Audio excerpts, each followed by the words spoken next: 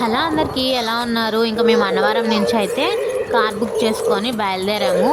వెళ్ళే దారిలో మొత్తం ఎటు చూసినా గ్రీనరీ, ఇంకా కొబ్బరి చెట్లు, అలాగే గోదావరి కాలువలు అయితే పారుతూ ఉన్నాయి. చాలా బాగుంది చూడడానికి ఈ సమ్మర్లో.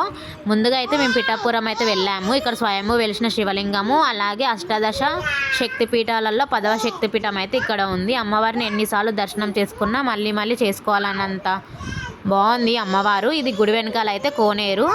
ఇంకా నెక్స్ట్ అయితే మేము సామర్లకోట అయితే వెళ్ళాము. ముందు రోజు శివరాత్రి కాబట్టి సామర్లకోట అండ్ ద్రాక్షారామం అయితే ఫుల్ జాతర అయితే జరిగింది ముందు రోజు. ఇంకా డెకరేషన్ అయితే చాలా బాగా చేశారు.